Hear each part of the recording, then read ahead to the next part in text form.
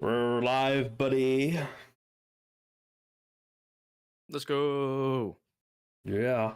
Boom, boom, boom, boom, boom, boom, boom, boom, boom, boom.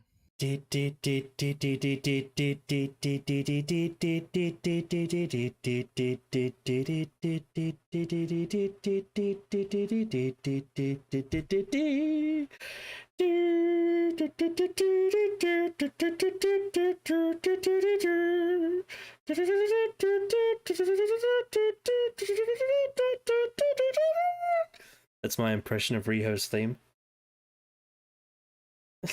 Oh, that was Rio, yeah.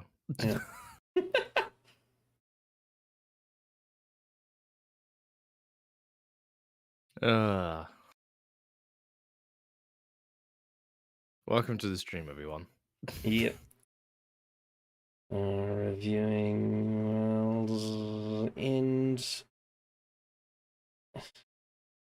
I have to make sure it's on the Elon Musk app. That's important. Our favorite. Yes.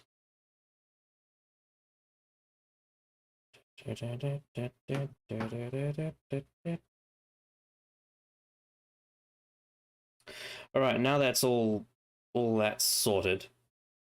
I can now welcome you all to our review of AEW World's End 2023. It's the final review for, well, technically it's last year now, but it's the final pay-per-view, final wrestling pay-per-view of 2023.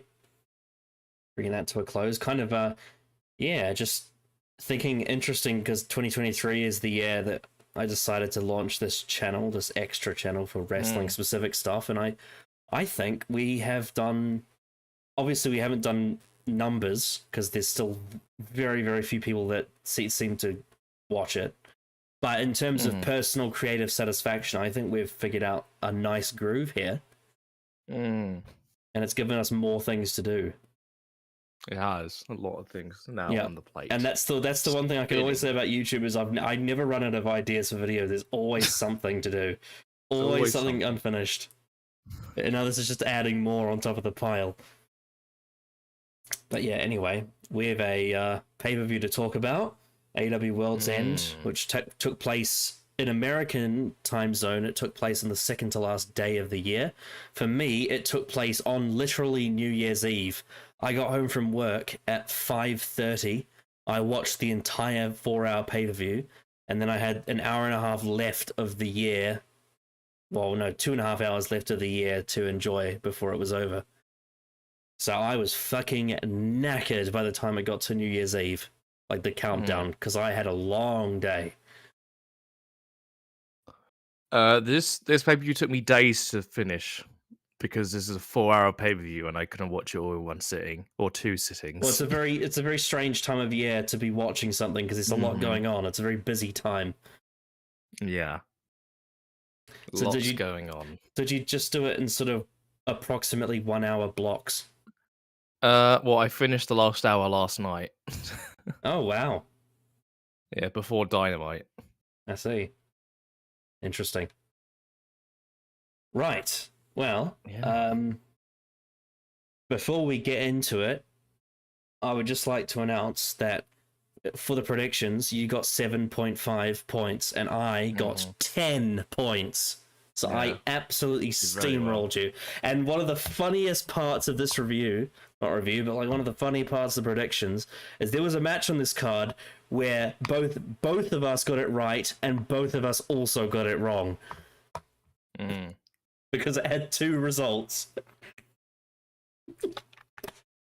At one point, if I'm remembering correctly, you actually lost 2 points, but still beat me by 3. Yeah, I did. I did lose 2 points. It was crazy. Yeah, it was a crazy... For some reason, I thought Andrade was going to win, and that was extremely stupid of me. Even though he's now no longer in the company. Exactly. It's like... I don't know. I can't remember when on the card it actually is, but I guess I could just say it now. When he was making his entrance, I was pretty much like, why did I predict him to win? He's obviously losing. He's leaving the company. Yeah. I don't know why I put Andrade. I just had a moment like, why the fuck did I say that? Yeah. Yeah. Is he gonna join Jade Cargill in the pile of teaser trailer wrestlers that WWE have on the roster? Yeah, well, he knows how to wrestle like really, really, really well, so he'll be all right. Yeah, to be fair, I think This is part yeah. of the reason Jade's been off for longer than expected is because her mum passed away. Mm-hmm. That's why they took her off TV entirely. I would imagine Andrade's probably going to return in the Rumble match. Yeah, makes sense. Yeah. Yeah. Anyway, AEW World's End. So, as a concept, it was all originally, I think, based around the idea of MJF's contract was going to expire at the end of 2023, and he was going to have a match with CM Punk for the Real World's Championship, which honestly would have been amazing. That parallel universe where Jack Perry shuts his mouth sounds pretty good. But two things happened. Number one, CM Punk got fired, and number two, MJF turned babyface and really likes AEW. So no one really believes MJF's going to go to WWE now. No. So it's slightly changed thematically, but there is still some meaning to the name. It's just not the original intention. But at the same time, it's also fitting because it is the end of the year, so it is literally the world's end of 2023. It's the last wrestling event of the year on TV. Which is funny because literally 2 days after that, WWE did a Raw called Day One, so it's almost like they're slightly counteracting each other. I remember I said I was like I would absolutely lose my shit if Andrade appeared on Day One 2 days after World's End. That would be crazy. Yeah, that would have been really really crazy. He would have had to take a really really difficult plane flight and also sign a contract.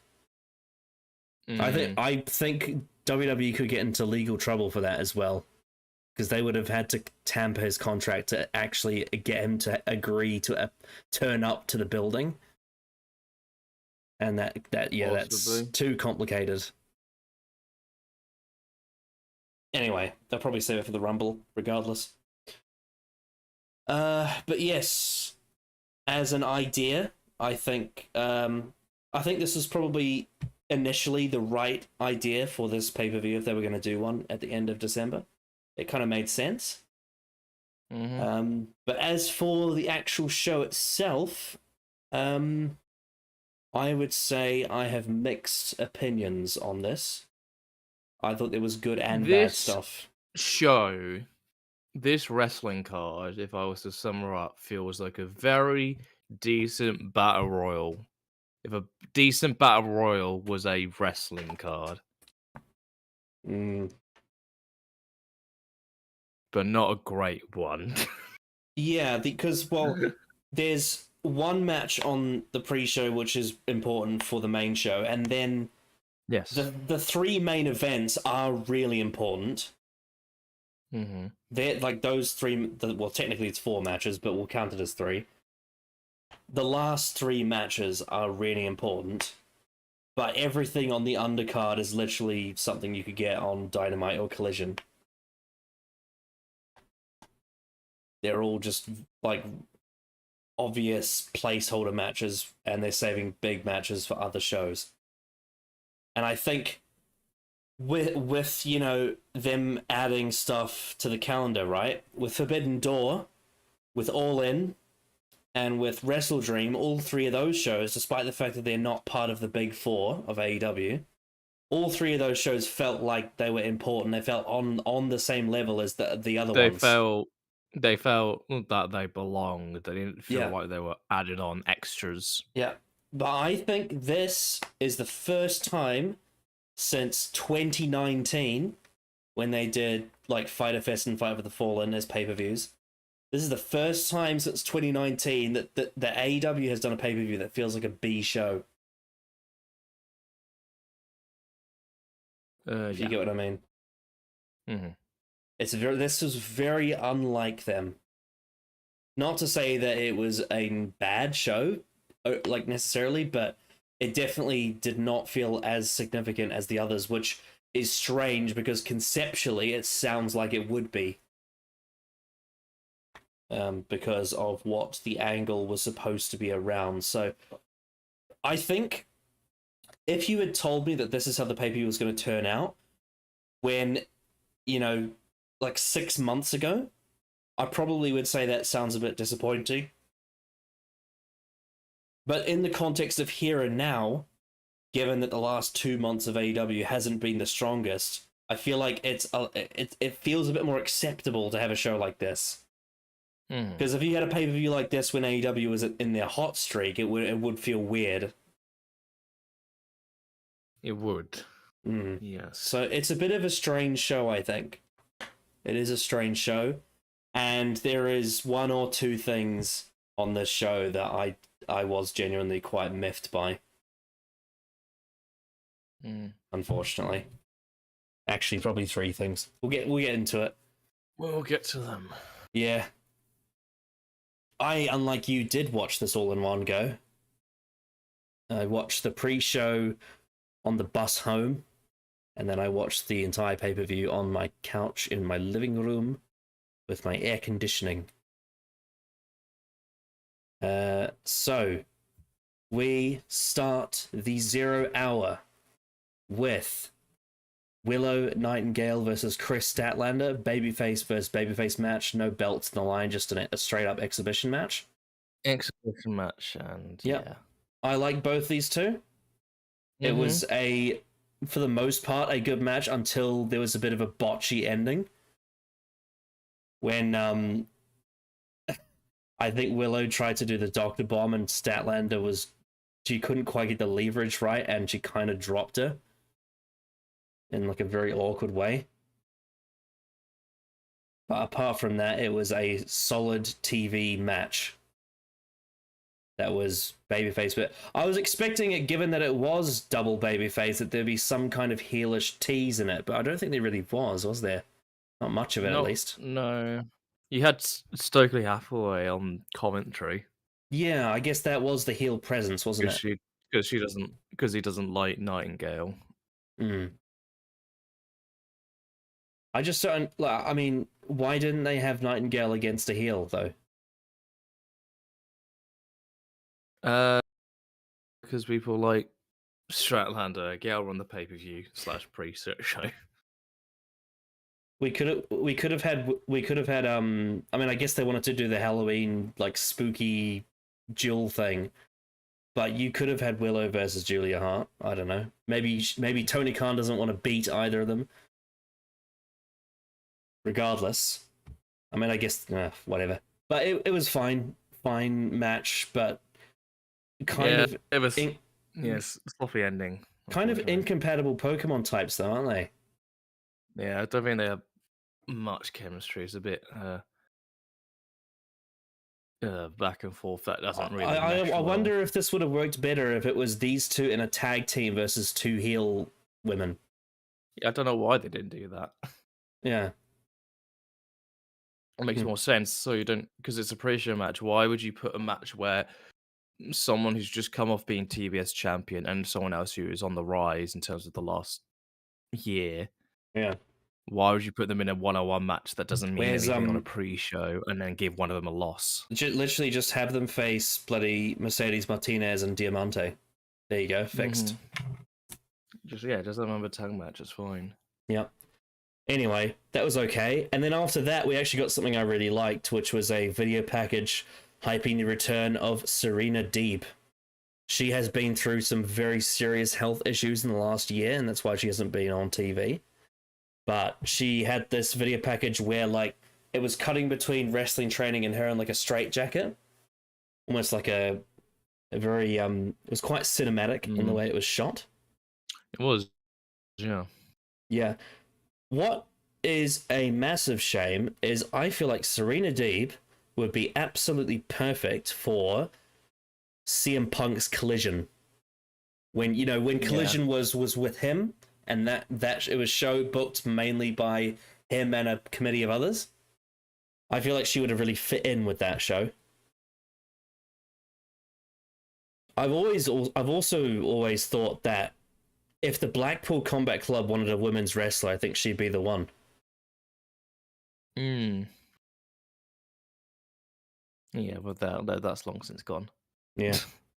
Anyway, yeah. Look, I'm sure we'll see her pop up at some point in 2024, and hope they do something with her. Because Serena Deeb in the ring is splendid. Not a great promo though, I will say. Not a great live promo. She's known for her vocal botches. And then we had a match that if you told me was on a pay-per-view a year ago, I'd say you were lying. We had oh no, sorry, my bad. I'm looking at a video package. Don't worry, I'll get to that later. My brain's fried. After the first match, we had a TNT Championship Opportunity Battle Royal, which was far more important to the show than we initially thought it would be. And for some, like insanely important. It was. It was just like, remember back on Wrestle Dream when they had Luchasaurus versus Nick Wayne on the pre-show, and then that led into the main event. Yeah. But this was arguably even more important because of the implications of the prize. I actually remember when we did the predictions, I chose Griff Garrison for some reason, which was dumb. But my brain did think about Killswitch. And then I thought, oh, nah, he's not going to challenge the title. It's Christian Cage. And I completely forgot the idea of it being Adam Copeland, who I predicted to win.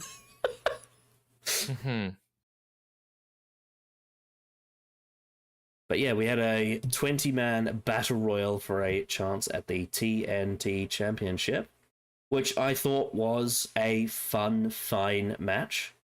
Had some, recognizable characters. A lot of the more cartoonish gimmicks, like Dalton Castle. Yeah, this very much felt like a gimmick battle royal. yeah, the Dalton Castle and bloody Danhausen and the Dark Order and Kip Sabian and the Butcher and the Blade, as Iron Sheik would say, all the jabrons. You could say that you could call this the AEW Originals Battle Royal. Yeah, it also had Daddy Magic in there. Ways. Angelo Parker. He would also appear later in a very great role. And just randomly, bloody Rocky Romero was in this too. He just turns up. He always just randomly turns up. One AEW original who wasn't in this, and someone I haven't seen on TV in a while, is Scorpio Sky, and I'm wondering, is he injured again? Probably. That guy's just made of glass. He's just so fragile. Also, during this match, I don't know if it was throughout the show, but there was a sign in the crowd that said CM Punk is a con artist. Why? That was in the crowd during this match, because CM Punk sucks, and he also had another sign: WWE is fake. That's really cringe. It's really cringe. It's very, very cringe. I'm sorry to break it to you, mate, but AEW is also fake. No, it's real sports. That's a true sport. It's real. It's real because they pretend to hit each other really hard, and they hit each other really hard and pretending to hit each other really hard. Exactly. Yeah. Isn't that the opposite of what you want? Yeah. Like, isn't the whole point of pro wrestling that you make it look like it hurts and it doesn't, as opposed to making it not look like it hurts and actually hurting them? Yeah, but CM Punk sucks.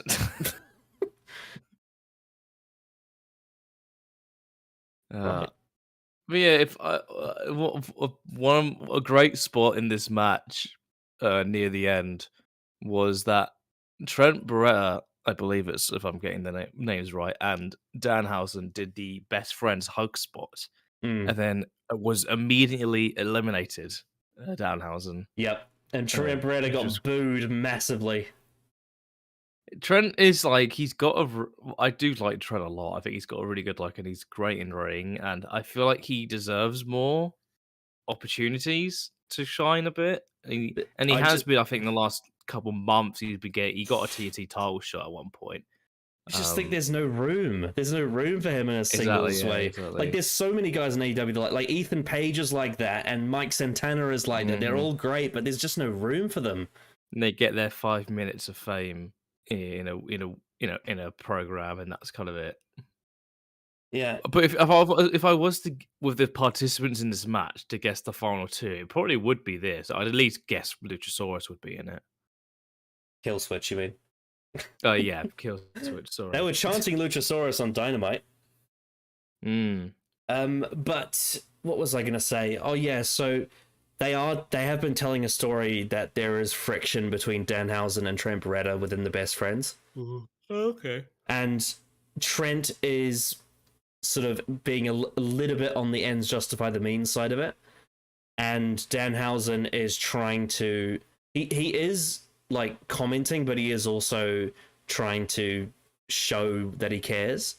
So there was a bit on Dynamite actually after this show, like the Dynamite that I had today for me, where Danhausen is sitting in the crowd and Trent is in a fatal 4-way match.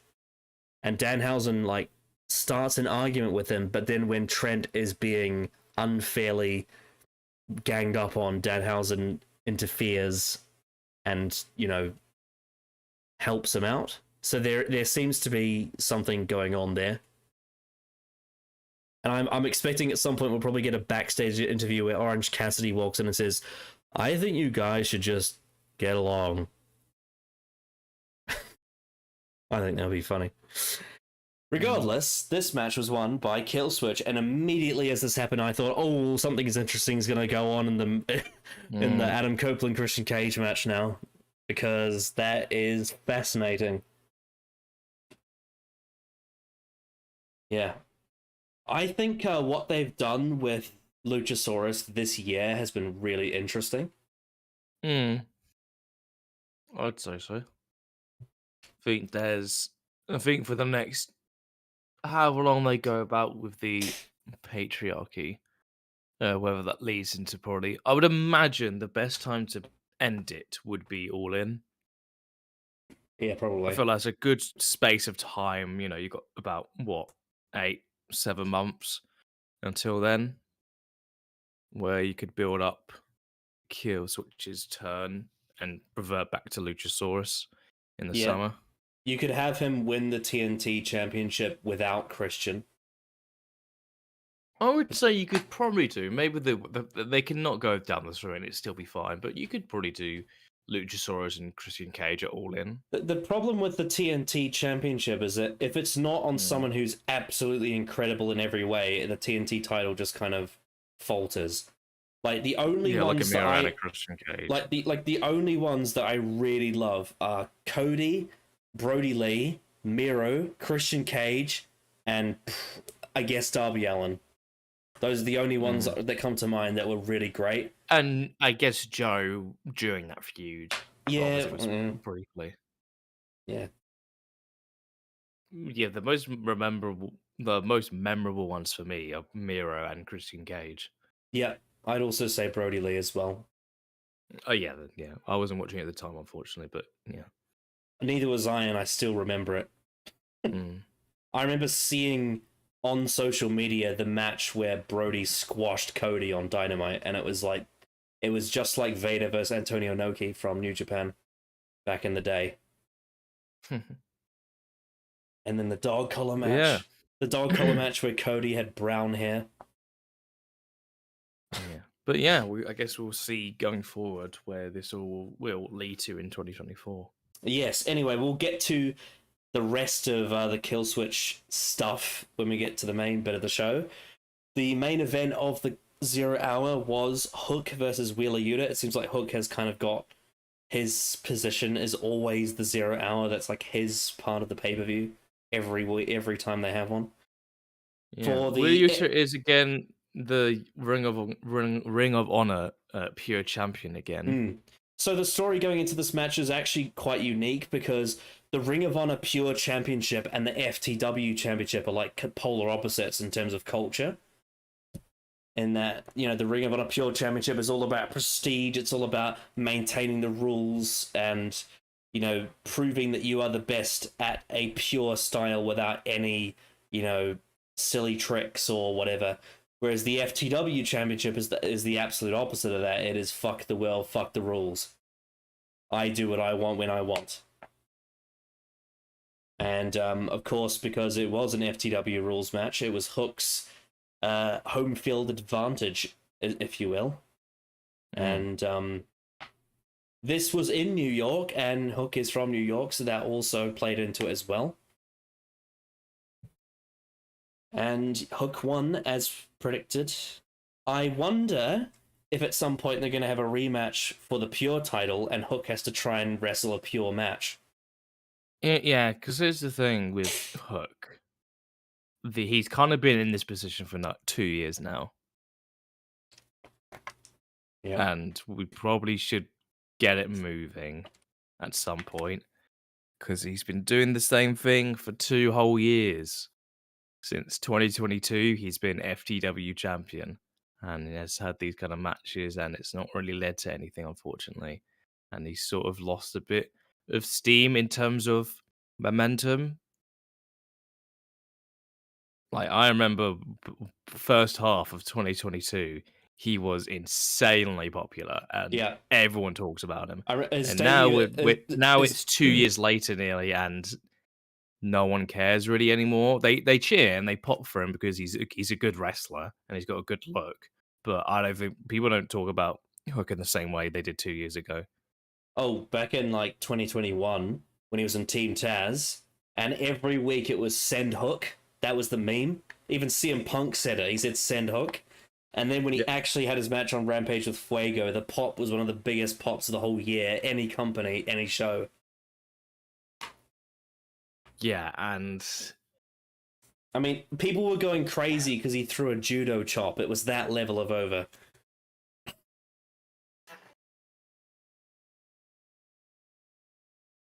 Yep. Anyhow, Hook won. Will Yuta actually got promo time before this match and didn't get much reaction. Yeah, I imagine pretty dead. I imagine the final nail in Hook's career will be when he has to feud with Chris Jericho. That's what will happen. Yeah, for a year. If he's still there. But that's neither here or there. So some people have said that Hook should go to like NXT. That would be his that'd be a good idea. I think if he were to move company, then that would be a good thing for him. I think in terms of presentation, I think what NXT does is really good presentation of unique characters. In the last year, if Hook went there, I could see that working really well. Ever since Shawn Michaels has actually really gotten the bull by the horns, and he wasn't overseen by executives. Mm-hmm. And he's he's learned from a lot of his early mistakes that he made. Because even when he did have the show, and without Vince for a few months, it was still pretty bad. And he was slowly having to figure out what is the real vision of NXT. And it seems like ever since they put the belt on Carmelo Hayes, it's around that time that NXT started to really figure itself out. Yeah. And now it's actually one of the more consistent shows. I mean, Jesus Christ, they had it go head to head with Dynamite and they put the bloody Undertaker on it. They put everybody in it. They put Cody, John Cena, Paul Becky Heyman. Lynch, Undertaker, Paul Heyman. Yeah. They put everything into that show, and they obviously won. Yeah. And the Carmelo Hayes and Ilya Dragunov matches have been very highly rated. Mm-hmm. They've kind of gone under the radar because everything, main roster and AEW and, New Japan, like that stuff gets a lot more attention. And Trick Williams has gotten insanely over. the last few months, and Yeah. is very much the talk of NXT Also, right now. NXT has one of the most diverse and interesting women's rosters. Mm. They're not all amazing. They've still got they still need to develop.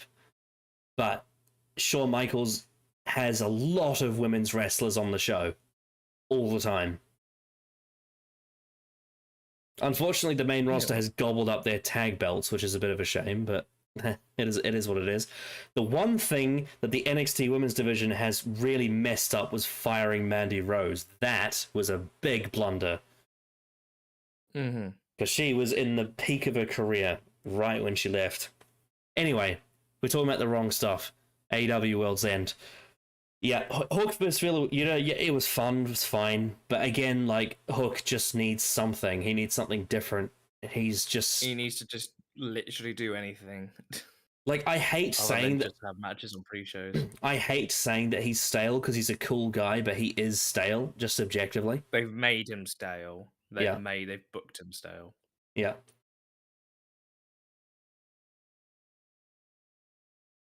The most he's done this year was his feud with Jack Perry, unironically. Yeah.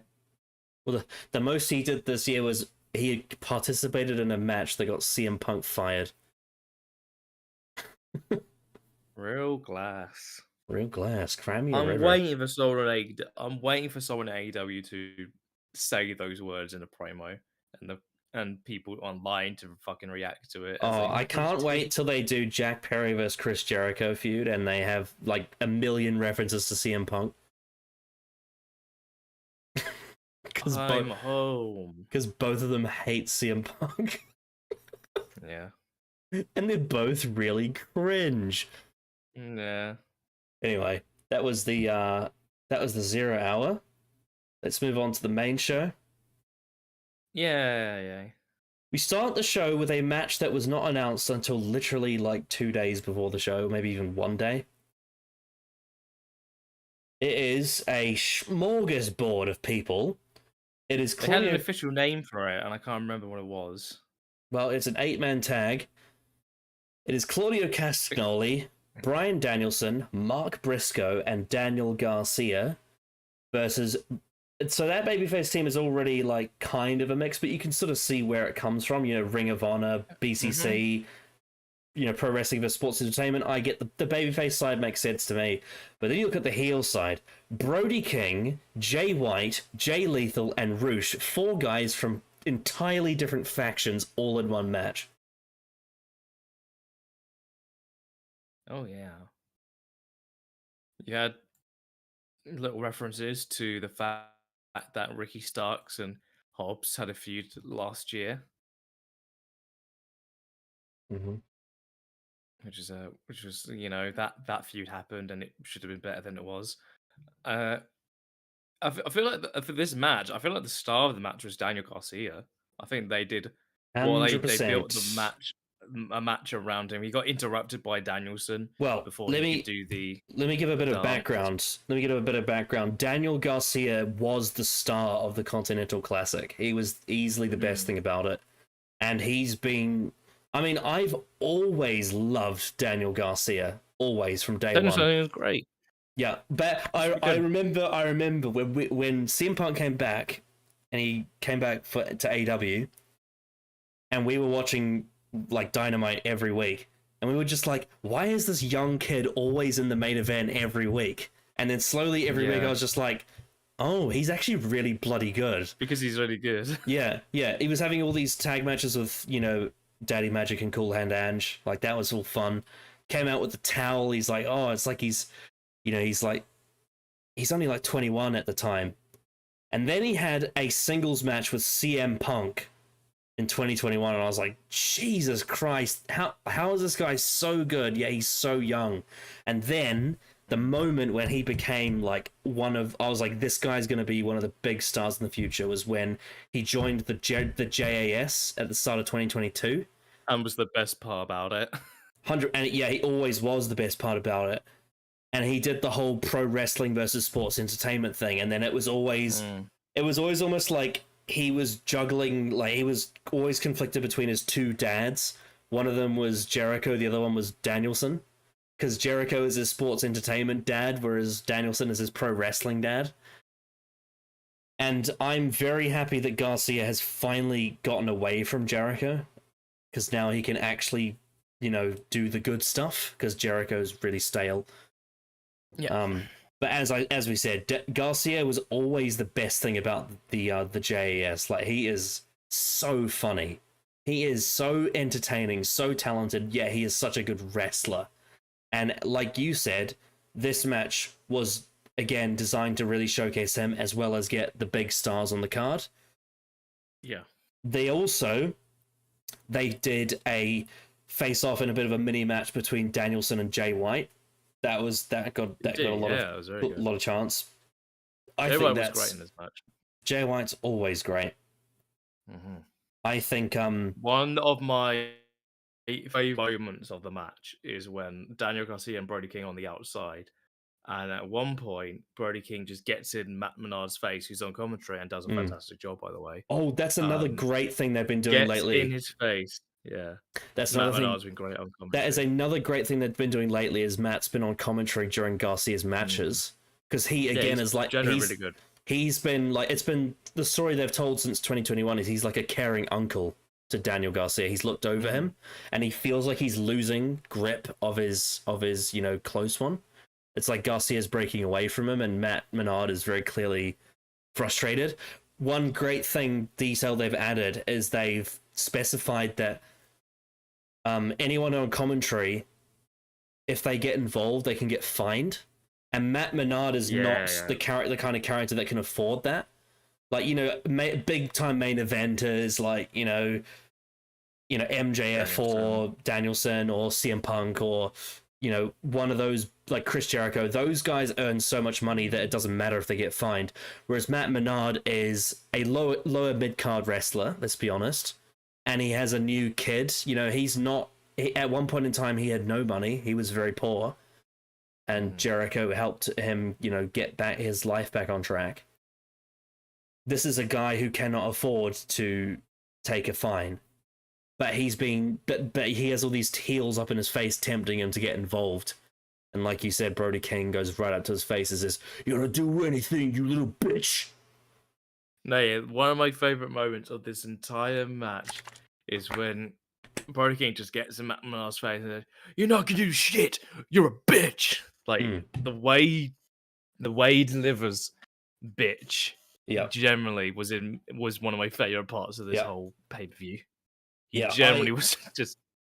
I feel like if it was another company, like especially the Fed, I feel like Brody King would be easily an underrated guy. But because it's the Bronson Reed category of wrestlers. But because it's Tony Khan, he really recognizes how good Brody King is at everything, which is why he was in the Continental Classic. I mean, in ring, he's kind of the main attraction of the House of Black, really, because Malachi doesn't really get much to do in ring because of his injuries. He's only really in tag team matches. But yeah, Brody King gets lots to do, and he's brilliant. And he's so good at playing that bully character. But yeah, regardless, this was a great showing for Daniel Garcia, having him in the ring with all these big names, as he should be. That guy is going to be a world champ in the next 5 years, guaranteed. He's got it in him. Yeah. This match was won by Garcia. He got the submission. Was it pinfall? I can't remember. I think it was submission. Yeah, Tony Khan is doing a really good job. He's been doing a really good job, like in 2023 specifically, of when there's a big, massive tag team match, one of the young guys that needs to get over gets the pin. Like, if you remember Anarchy in the Arena, I think it was Wheeler Yuta pinned Kenny Omega. And then there was another big match where I think it was Bullet Club Gold versus the Golden Elite, and I think it was Colton Gunn got the pin, or something like that. I can't remember exactly which match this was. My brain's a little frazzled as to what was what, but there was a big match where Colton Gunn got the pin. And in this case, it was Garcia. So that is a good, they're very conscious of the fact that these fans, specifically AEW fans, they care about who wins and who loses, which is very polar opposite to the typical Vince McMahon attitude of, oh, wins and losses don't matter. 50-50 booking, doesn't matter. Even though there's literally wrestlers that he would protect and not have lose. Yeah. The only reason why he ever says that is just, to shut the wrestlers up so they don't complain. Yeah. Because back in the 80s and the 90s, when wrestlers really cared about whether they won or lost, it was a nightmare trying to book them. So Vince decided to put a culture into his company of wins and losses don't matter so that his wrestlers wouldn't complain, so he could relax. But the difference is that back in those days, it was more about wrestlers trying to protect themselves because winning matches meant more money. And winning belts meant more money, whereas in AEW, the wrestlers are more trying to tell good stories. And they actually usually want the right people to win, unless there's a couple of them wrestlers that kind of refuse to do jobs. I think Miro was one of them. But for the most part, it tends to be, they want certain guys to win because it makes sense for the story or whatever. But I thought this was a solid, fun opener. It's just a very strange choice to have open this pay-per-view because it was only announced very recently before the show. But yeah, I think that's probably more down to the build-up than the actual match itself, right? Because this was very thrown together.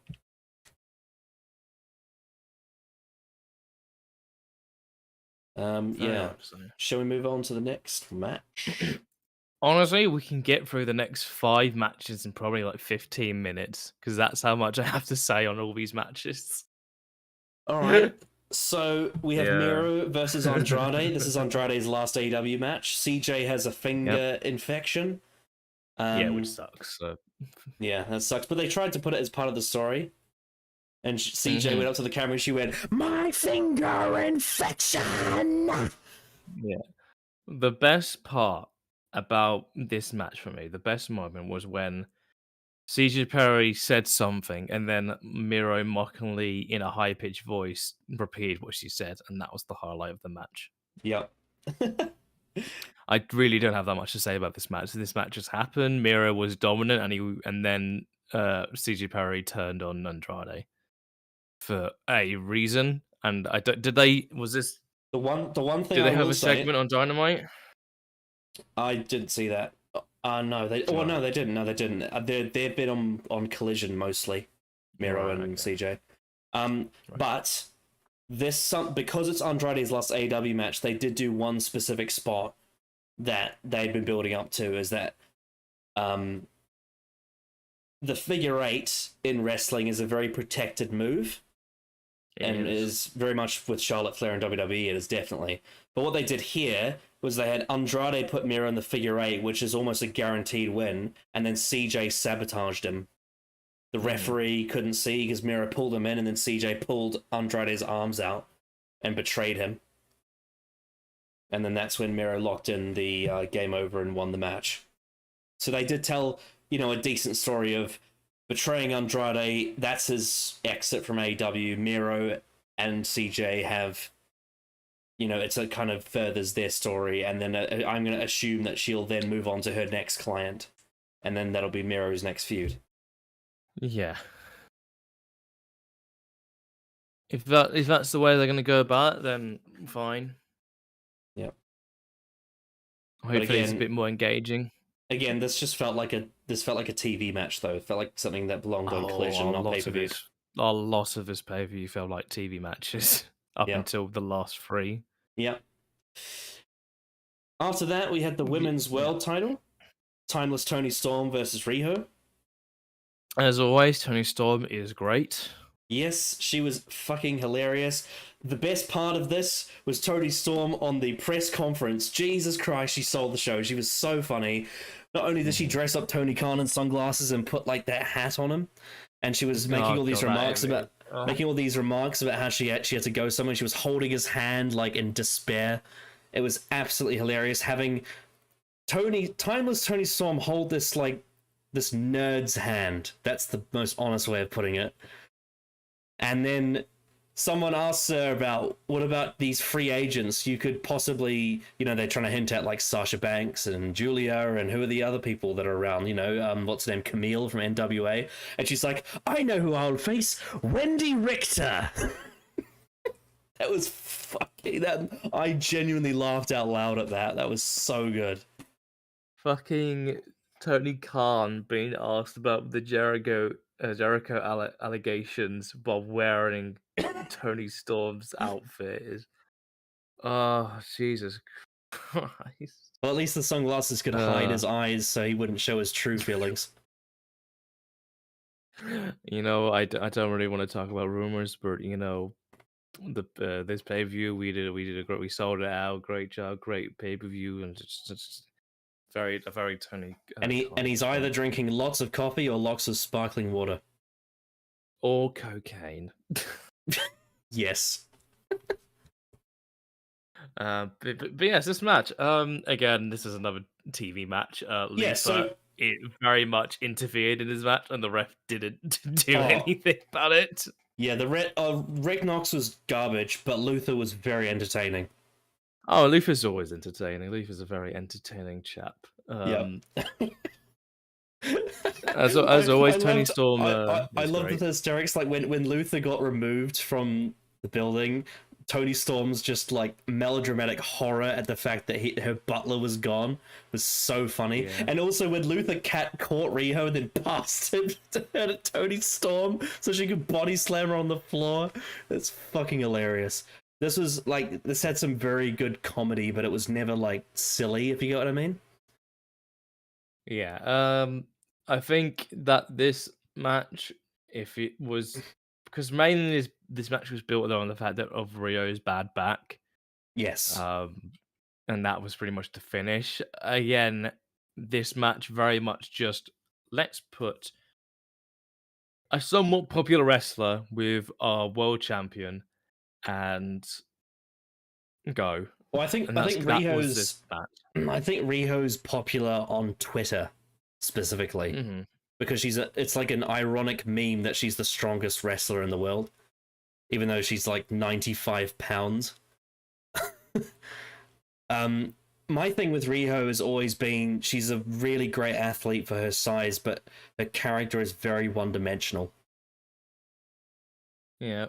She's literally just like... It doesn't help that they didn't build this match at all. I mean, especially when she was champion. Like, when she was champion, it was literally just sunshine and rainbows. That was her character. She's like the idea, like, I think what the promo package for this match that he did well, for Tony Storm at least, is talking about, like, what does it mean to be the first or the best? And I feel like that's something that I don't believe this feud has done that much of. This has only been like a 2-week feud anyway. The kind of dichotomy I have with that is that Tony Storm is older than Riho, so that doesn't feel right. Riho is being presented as a veteran and she's younger. Yeah, that's true. Yeah. Which is actually kind of hilarious because it's the exact same with Triple H and Batista. They always present Triple H as the veteran and Batista as his student, but Batista is older than Triple H. The young buck, yeah. Yeah. It's quite funny.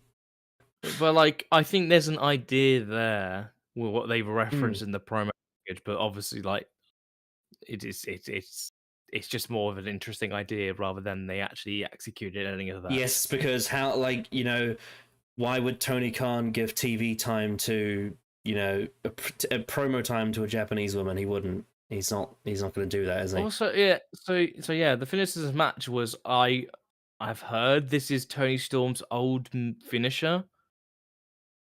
It looked very strange in terms of how it was executed. It didn't look right.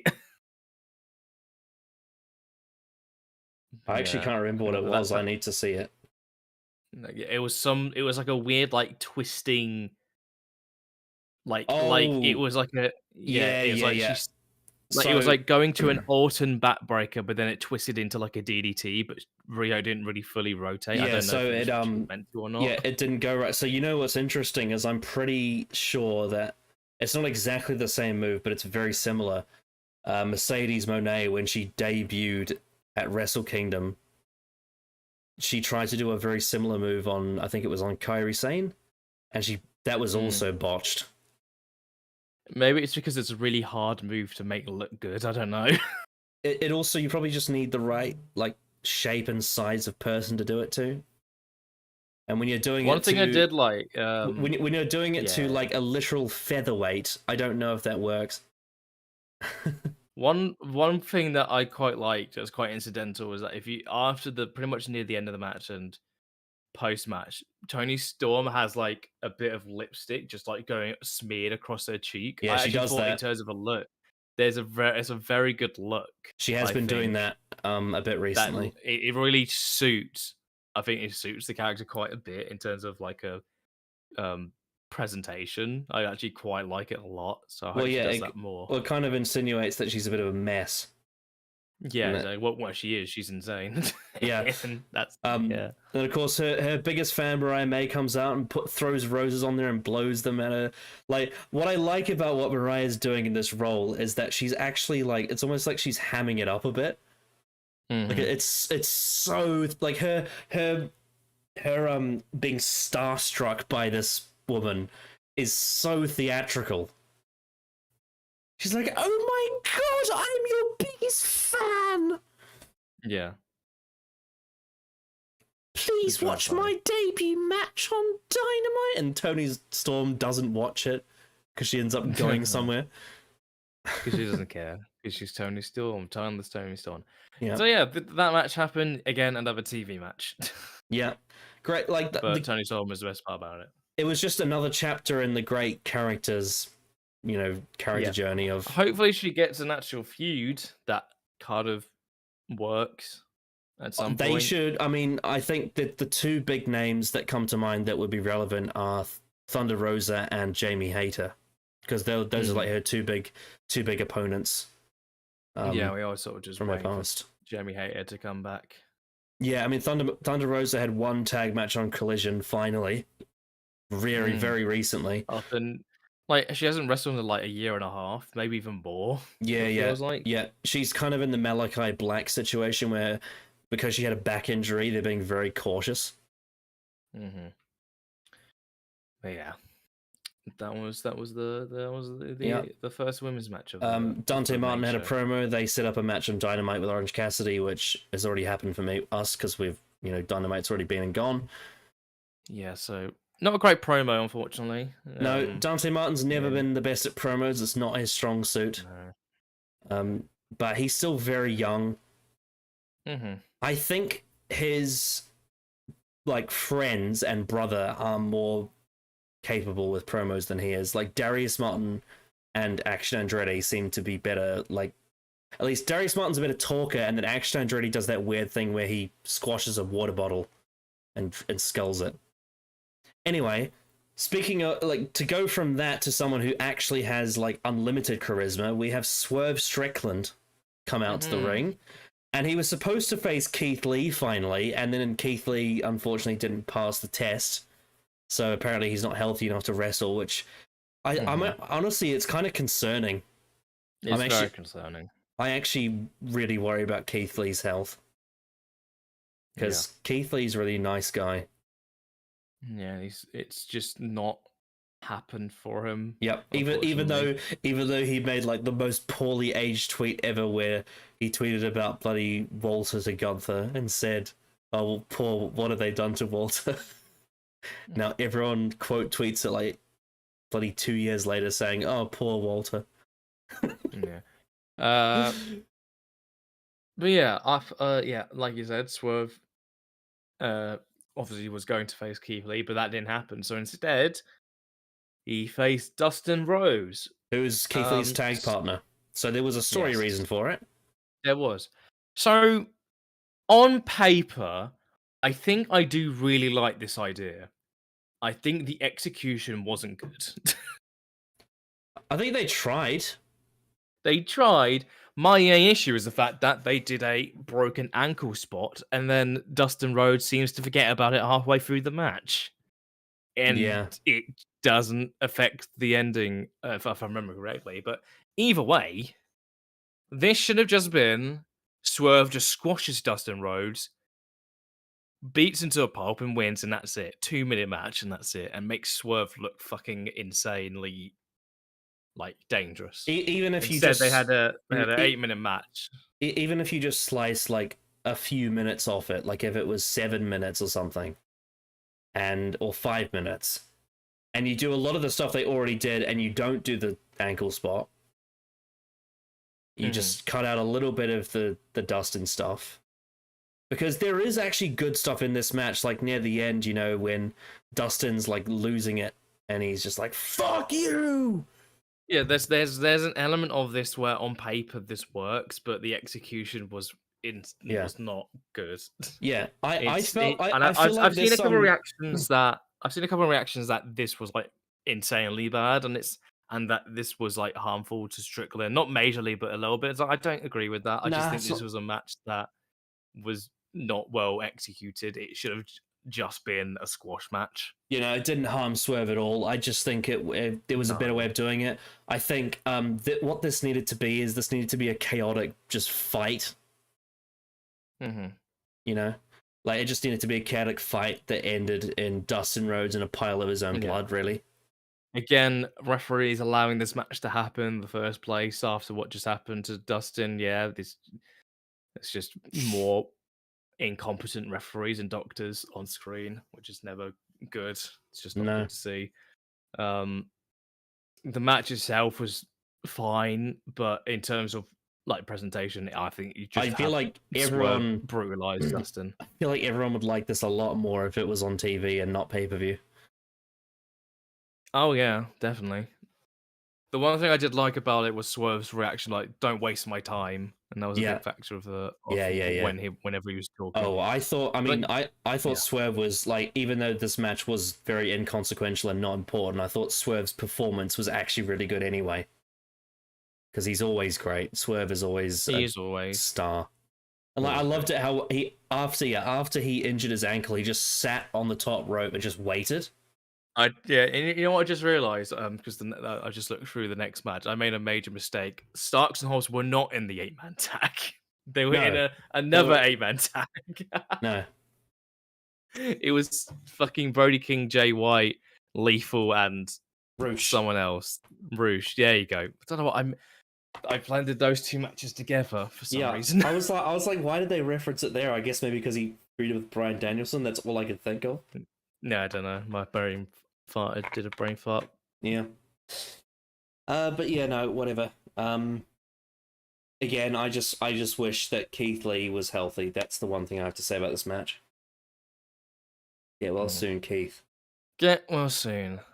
Yeah. But then after that, we had a match that I hated even more. It's okay. God. I've got some positives to say about this next match.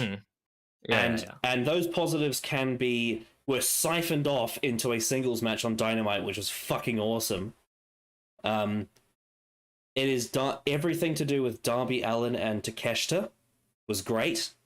Those two are, you talked about how Willow and Chris Statlander didn't really have chemistry. It's the opposite with this. Darby and Takeshita are like a match made in heaven.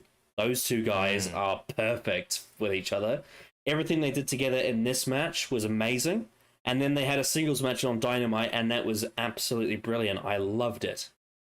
It was a slapper. Outside of that, Sting again on his retirement tour. Nice. A bit. We've had this before, but he's getting to say his big goodbyes. Ricky Starks is always fun. Big Bill's cool. Powerhouse Hobbs is fine. They reference the fact that he gave Jericho the biggest squash of his career, which is good for Hobbs. But the thing that is absolutely fucking awful about this match is they call them Les Sex Gods. I want to call them Les Sex Pests, to be honest. Because both of these two, seemingly now, have a history of very naughty behavior. Very recently, the rumors about Chris Jericho and Kylie Ray have resurfaced, among other things rumored. You also have bloody Chris Jericho going off at CM Punk's lawyer at 4 a.m. on Christmas Day, like a cringe dad. Sammy Guevara in kayfabe coming back to Jericho because Kenny's in hospital, which makes no sense because he just turned on him. And like 2 months ago. Yeah, which is awful. And also, I call them the sex pests because I don't know if you know this, but back a few years ago, Sammy Guevara, when he was about 19 years old, said publicly that he wanted to rape Sasha Banks, which is not very nice. Hell. And he did Hopefully he's grown up since then. Well, he did apologize for it, at the very least. Yeah. But I shall call them the sex pests from now on, because I think that's very fitting for these two wankers. Because they honestly, the alleged sex pest. When you talk, because obviously, you know, there's people that are low on the card that don't matter, like Zach Clayton and fucking, you know, Parker Boudreaux, that like they don't matter, they're irrelevant. But when you're talking about like the big stars of AEW, it's these two and Jack Perry. They are like the worst thing about the main event scene in AEW. Yeah. And it's a shame because if you remember Day 25, Chris Jericho is on my 25 favorite wrestlers because for the majority of his career he's been absolutely brilliant. But for some reason at the moment he's the drizzling shit. The past year has been really bad. Yeah. Weirdly, and we mentioned this like recently, I think we mentioned this on the predictions, but the fact that he went from the fact that he had a really good run with the Ring of Honor world title, and then this entire year has been absolutely dire. Everything he did. It's really this year has exposed the really bad elements of modern day Chris Jericho. Everything he did in AEW before the pandemic was great. That world title really good. It was amazing. The Inner Circle was really good versus like Cody and Moxley and MJF being involved. That was all fantastic. It was really good. Yeah, and there was past year, it's just I don't know. This is weird. Like 2019 feels like a different universe because there was a Dynamite where Scorpio Sky had a promo with Jericho and it was great. It was a great promo. Yeah, it was really good. I'll tell your champion into the bitch.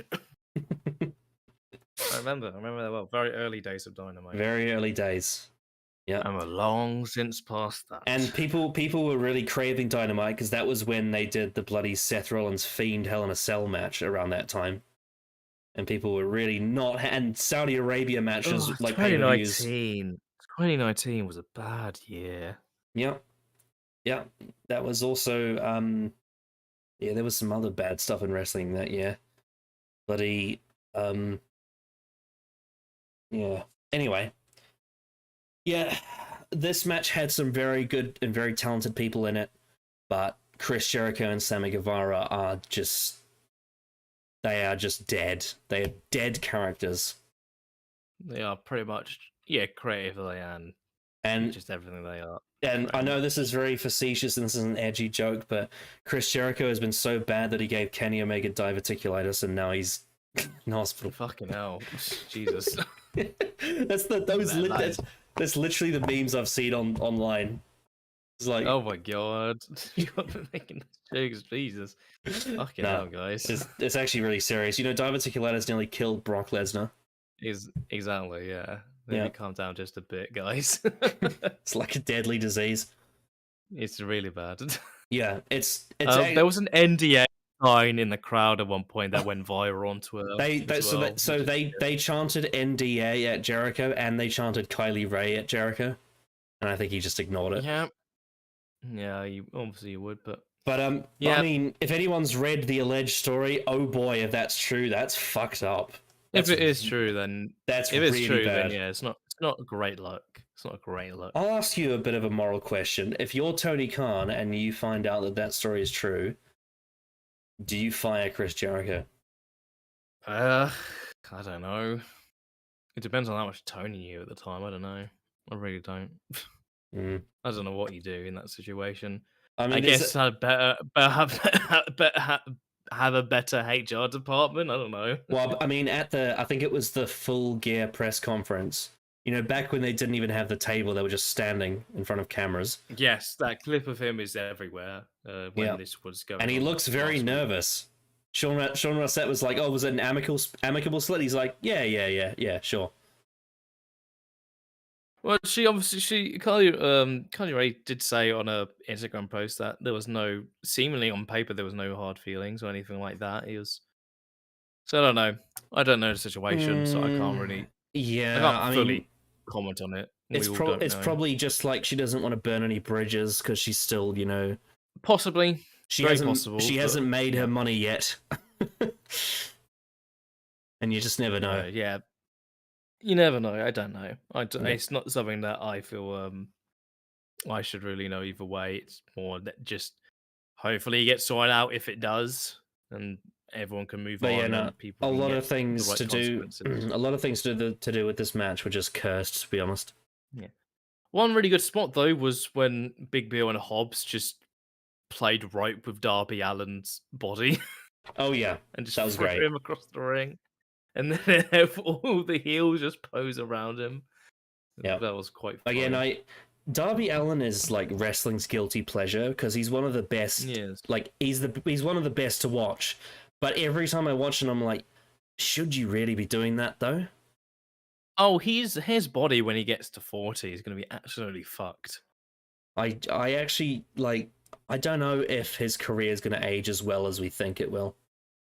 There is definitely a fear of when you wrestle the way he does that your body is going to break down very quickly, and when by the time he gets to like 40, it's going to be quite bad for Well, him. the issue I have with Darby Allin is that he could either become a vegetable or he could die, and that would be a really bad look for Because wrestling. when you do as much high spots as he does, He's gonna climb Mount yeah, Everest this year. What the fuck is he thinking? He's an idiot. I don't know. The amount of people that die every year trying to climb that bloody mountain. Yeah, there's a very big fear You that literally he could die. choose any other mountain in the world, not that one. Kilimanjaro is really safe. That one's fine. Yeah. You don't climb Mount Everest. That shit is so dangerous. Yeah. But yeah, this match was yeah, unfortunately it was sort of taken over by the crowd at some portion, so Yeah. best part about it also was Ricky Starks just flipping off Jericho in terms of just yeah. He just flips him off and he doesn't wrestle him. Yep. Uh but yeah, I forget who has the pin in this match, but obviously the good guys win because Sting's on the team. I mean, that's another thing that really pissed me off about this match is I think, if I remember correctly, I think Starks is the one that eats the pin. I think Well, I've got the pay-per-view up, so I can see. You might be right, which is I think it might have been Sammy pinning Ricky actually. oh, it was Sammy. It was he hit a dive from the top rope and pinned I mean, Starks. okay, And so yeah, in terms of I hate everything. in terms of investing in younger talent, sure, but pinning Ricky Starks, no. Yeah, but it's Sammy Guevara though.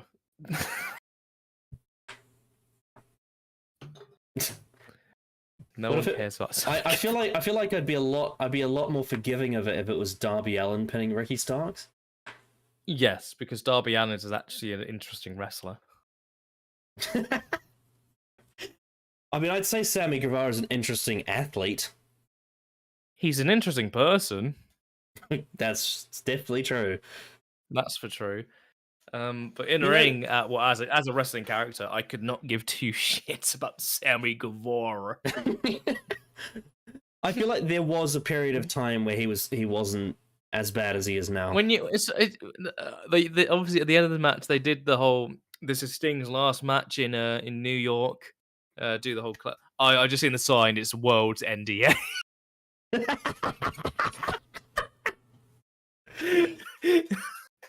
Oh my god. Yeah, that's a classic. But when you have two people who reaction wise, both as characters and as people during any sort of drama, do the whole guys give up for Sting.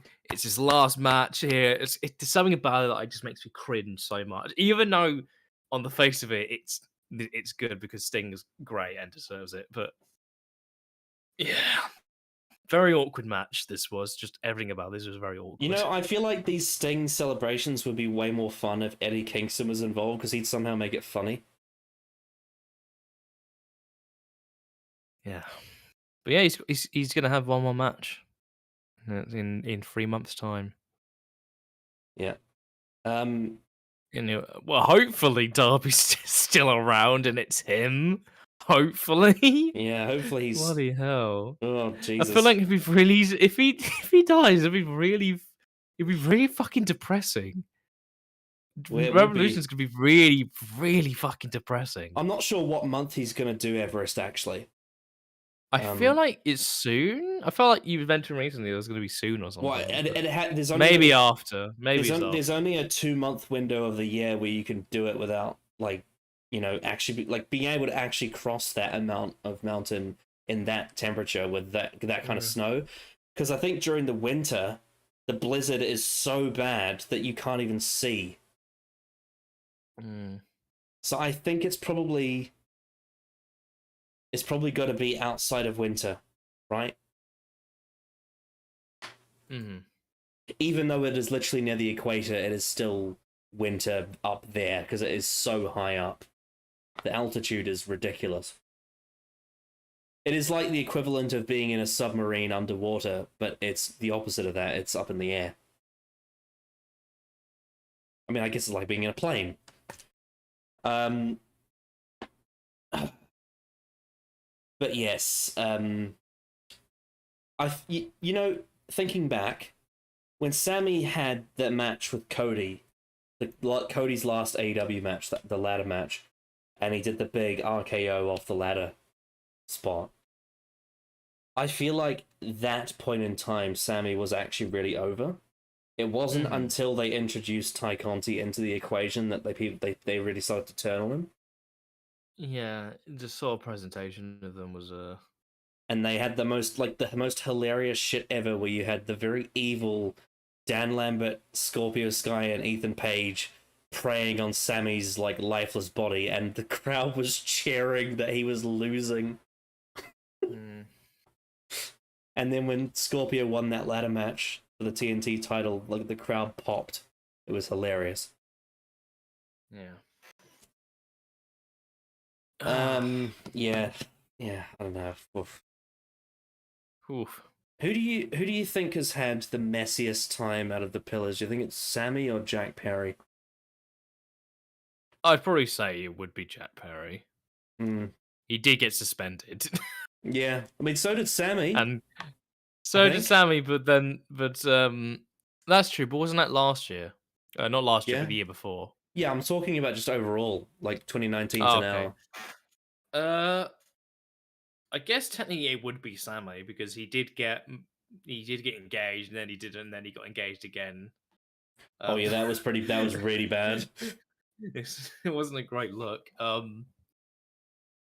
And yeah, obviously got suspended.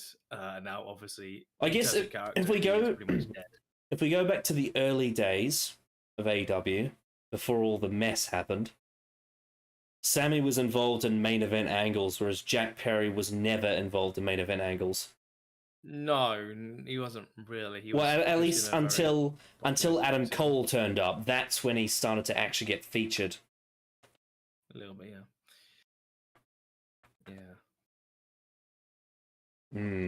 I would probably say overall. Then I would say Sammy. Yeah, it's a good question. Anyway, are we ready for a spooky match? Yes, this was a spooky match, wasn't it? Wasn't there was a spooky girls match or something like that? Spooky women. I can't remember what the chant was. It was Oh, this is spooky. Yeah, this is spooky. That's the one. That was a good chant. So again, like I was going to say in the pre-show because I got confused, if you told me 1 year ago that there'd be a pay-per-view match between Julia Hart and Abaddon, I'd be saying you're lying. You're lying for the TBS Championship? No way. Yeah. So I understand why they did this match, because they both are spooky and that is a thing. But like with Riho, you could argue even less so than Rio, because at least Rio has an established like tenure, and she was a former champion, and she's really over with a certain portion of the crowd. Abaddon has been through a transformation. She's changed her shape, if you will, and she's changed her look slightly. But Abaddon hasn't really been featured as a character on TV that much outside of Halloween. That's kind of her only gimmick, is that she turns up on Halloween, and then for the rest of the time she's on Dark or Ring of Honor. Or she's just not booked.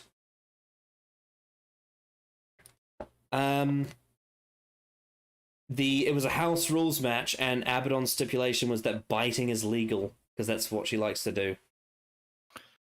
Man, these rules are so interesting.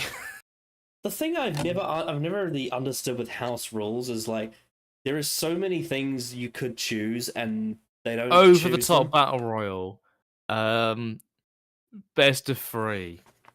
But I'm talking about like, if you're a wrestler that wants to win a match, surely you choose a stipulation that's going to benefit you. Yeah. Only I can hit suplexes. Just come up with the worst rules ever. Like, surely the house rules thing would make a lot more sense if there was balance. Yeah. If there was some kind of, even if it's some mystical bullshit, at least have some balance. Where it's not like you can have any rule you want. It's, there are certain things that you would want, but the way it's chosen is not completely under your control or something like that. Do a 10-minute King of the Hill match. Whoever has the last pinfall when the time's up, you win. Or a championship scramble, but with two people.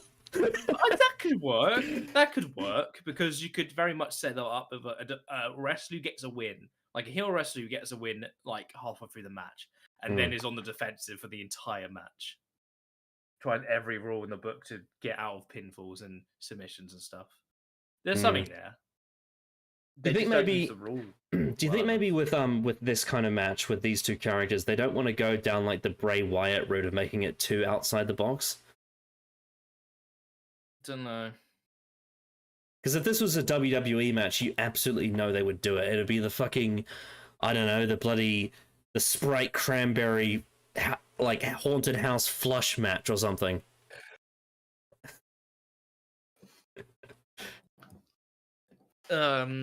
Yeah. Welcome to the DraftKings House of Horrors match.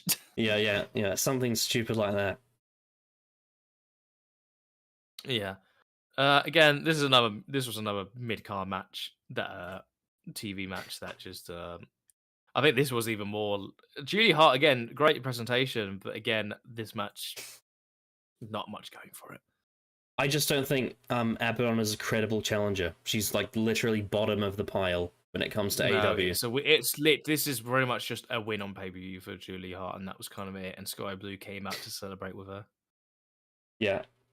This is like the equivalent of Christian Cage versus Shawn Dean.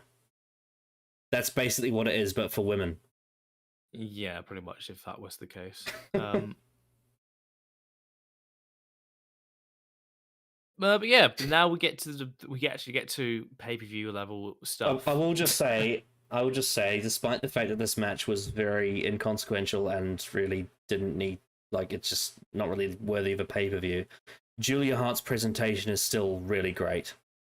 Very good. Still very good. She's awesome.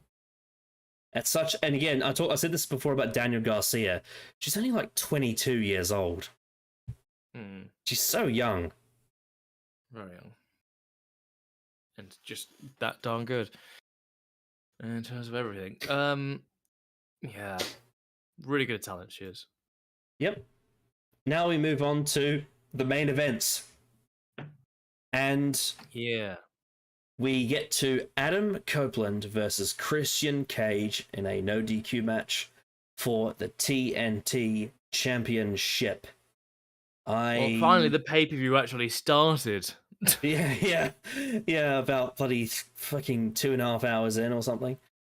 Yeah, it was just over 2 hours. Yeah, this was the longest match on the card. This got the it seems like halfway through the pay-per-view they've been doing this, they put like the longest match on the card in the middle of it. So the last show we had, it was Swerve versus Hangman, and then on All Out it was Danielson versus Starks.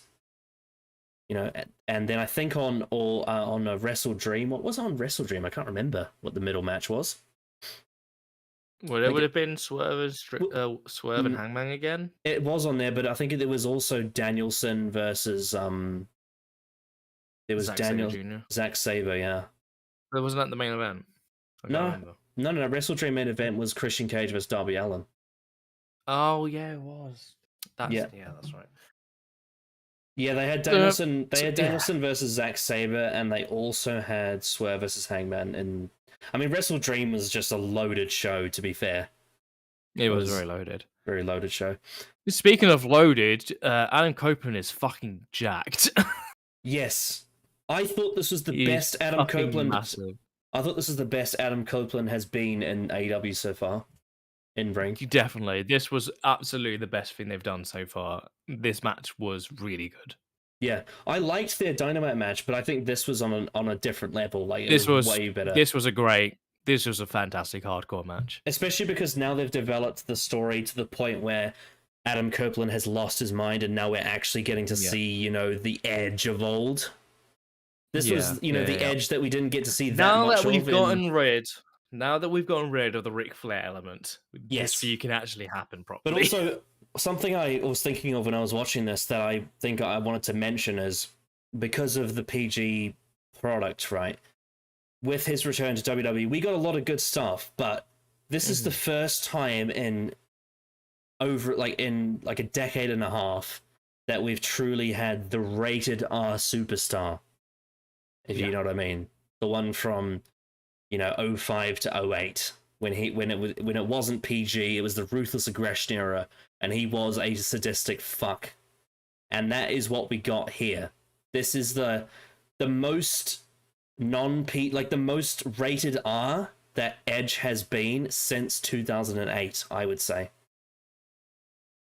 I think this was a great match, and I think both of the guys did such a good job in being so brutal. This was insanely fun and insanely entertaining. Yep. I remember when he first came in at Wrestle Dream, around that time I was worried as well, like, Christian Cage is so good right now. I'm actually concerned if Adam can actually get up to his level so they can have a feud where they feel like equals. And then I'm now kicking myself thinking, oh, what was I talking about? Like, they actually have developed his character. I think that mainly came with the fact that the last year of Edge in WWE was very strange and just was booked so poorly. And you understand why he left, because they'd run out of ideas and he was very stale. I think he very much had fulfilled what he wanted, I guess, in a lot of ways, and wanted to have one last feud with Christian, and the only way to do that was to go to AEW. Yeah, would it be fair to say this is the best thing he's done since probably the Rollins feud? Yes. Oh, easily. Yeah. I think this is one of the best things he's done since he come back. Yeah. Anyway, this match alone, I think, was just on another level of insane. Yeah. So so for me, this was match of the night. Personally. Oh, absolutely. This is absolutely my favorite thing on the show. This match was really fucking good. Yep. And they they did the fucking. Not only did they did Copeland have his WrestleMania 22, I want to say, gear. Yep. They also redid the spot, and it was awesome.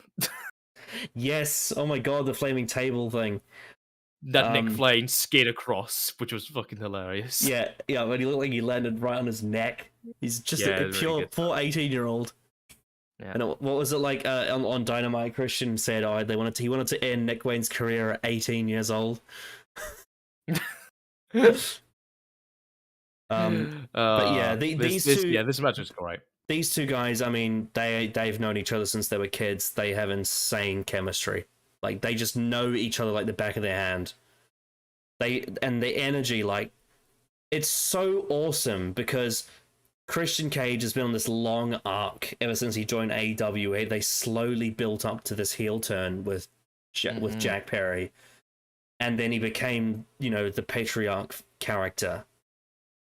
And ever since he won the TNT title, he's gone to like a whole new level of awesome in his character. And now that whole thing is now they've now added his best friend into the equation, who has always been compared to, like, they always said that Christian was always an Edge's shadow, and now in kayfabe, Christian Cage is now exacting all those years of revenge, so he can finally feel like he is better than Edge. It's such a great story, and it's one that the WWE they completely fumbled for years and years and years. They never got to do it. They never told this story in the right way. They always found ways to get out of it, get around it, or just not do it right. There were always teasers of it, and we just never got it, and now we're actually getting it, and it's brilliant. Yeah. And because it's AEW, and because it's not PG, the match is very violent. Mm-hmm. And this is, as I said, the true rated R superstar. Also, I love that detail of when Christian blew a kiss to the camera, and which was supposed to be towards like Edge's wife and kids, saying hello to them. Yeah, very good stuff. The finish of his match was really good. You had Nick Wayne go through a table, skid by it. Christian tried to hit Edge Copeland with the title, but then as he grabbed him, Copeland said, "Go fuck yourself." Hit a kill switch / on Prettier and won the title. Really good finish. Yeah, it was brilliant. I loved it. And then really good match. And then to add an even bigger twist onto it, this is something that you rarely see, if ever. So Luchasaurus comes out, or Killswitch I should say, with the contract that he won on the pre-show, which is a great bit of integration they did. I actually think it should have been on the main show. Honestly, it should have opened the show, that Battle Royal. Because not a lot of people were going to. They should have put probably. I don't want to sacrifice the women. I was going to say Julia Hart versus Abaddon could have been on the pre-show, but I'm not sure. Maybe they could have done maybe Swerve versus Dustin on the pre-show. Possibly, but then you put Swerve on the pre-show. If I was to pick one, I probably would put the TBS Championship on the pre-show. Yeah, I mean, as much as I would like to put the Jericho match there, that's not going to happen. It's not going to happen. Yeah. They could have put the TBS match on the pre-show and put the Battle Royal on the main card. So it's more like... open the show, yeah. Yeah. But anyway, regardless, Killswitch comes down because he's going to cash in his contract because Edge is all laid out. And then, I love this. Christian Cage manipulates his son once again. And Killswitch gives him the contract. Christian Cage scrubs out the signature, puts his own signature on it. I will say, and this is common with AEW, I do think that the referee literally witnessing it is a bit stupid. Mm-hmm. But it is not the worst thing the referees did on this show. That is the only thing I have to say about it, is that the officiating is a bit contrived, that they would allow this to happen. Mm-hmm. To just be like, oh, okay. I mean, I guess because Killswitch consented to it, there is a level of believability, but I would have thought there'd be a little bit more doubt. Like, maybe if I was booking this, I would have the referee go, I don't know if this is legal, and then I'd have one of the people at ringside say, I don't know, Tony Khan says it's okay, or something like that. Just an extra. I would have thing. You have Christian can grab the referee by the collar and say that, and just demand it, or something like that. Intimidate him into accepting. Say this is legal, and if you refuse me, I will tell the boss. Or something like that. Yeah, something like that. I'll get you fired. I'll get you fired. Yeah, I'll get you fired. That's better. Yeah, I'll get the mark in the back to fire you. That's what I meant. That's what MJF would say. Yeah, but yeah, Christian cashes in and wins the title back. Really good stuff. Fucking hilarious. Yeah, a lot of people said, a lot of people said there was bad booking, but I'm like, this is really good stuff. Shut up. Really good. No. So I'll tell you what this was. When Adam Copeland won, it was like the most insane sense of euphoria and happiness and just like excitement and like, wow, that was a great match. And then when Christian Cage won it back, I fucking laughed. It was so funny. Absolutely laughed. And then you got bloody Nick Way's mom going, yep, that's my man. That was the plan. And I have to say, I'm loving the little details of like, one great thing about the fact that Killswitch wears a mask is the way he acts is different. And so you got all these little things of Killswitch holds Nick Wayne on his shoulders doing the dirty work, and he has all these little moments where he's staring at Christian Cage and he doesn't look very happy. And he's just like, oh, I'm gonna have to do this for you again. And there was a bit on Dynamite where Christian said, yes, I started my great reign at the first episode of Collision, and I still have the belt. And then Killswitch looked at him like, hang on a second. That was me who won that. But yeah. Yeah. This was great. This was brilliant. Best thing on the show. Up next, we have the Continental Classic Final. Yep. For the Triple Crown. So Copeland versus Christian was two best friends at war and at odds with each other, like, you know, being in full of blood and hatred. This next match was the opposite. This was two lads who love each other having a fight. Yeah, and it was really good. Eddie Kingston versus Jon Moxley for the final of the Continental Classic. One note I have to say, I always say this, but I just thought of it again when I watched this show. When Jon Moxley makes his entrance in AEW, especially on pay-per-views, I'm just like, this guy is such a star. Yeah, he does the walkout. So it suits him so well. It always makes every match feel big time. But when I watch his, so similar to boxing in that sense. Yeah, when I watch his big entrances in AEW, in like AEW pay-per-views especially, I feel like I'm watching like a main eventer from the Attitude Era or something. It's like that level of star power.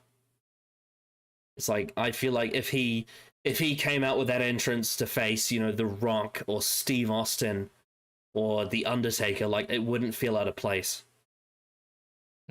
Whereas if he had his, you know, cringy, wacky Dean Ambrose entrance, it just wouldn't feel the same. Yeah. But yeah. And of course, you know, always love Eddie Kingston. He's one of the most genuine guys in wrestling. Yep, definitely. This match, absolutely ruled. Really good stuff. Yeah. They've told a very long and complex story with these two. One thing I loved about the way they did this match is it was structured like a fight. Like it started out like a boxing fight, if you will, and then turned into a wrestling match. And then it ended up being an absolutely brutal Japanese brawl.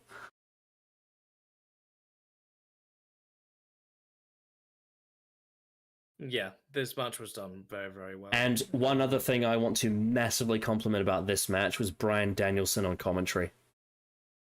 Excellent as always. He makes commentary and talking about matches as they happen. Just yep. I don't think there's anybody who talk more realistically. Well, I remember when he was a commentator on the Cruiserweight Classic back in 2016. When that happened, I thought, when this guy retires, he needs to do this forever because he knows how to commentate matches. He makes it feel like a real sport when he talks about it.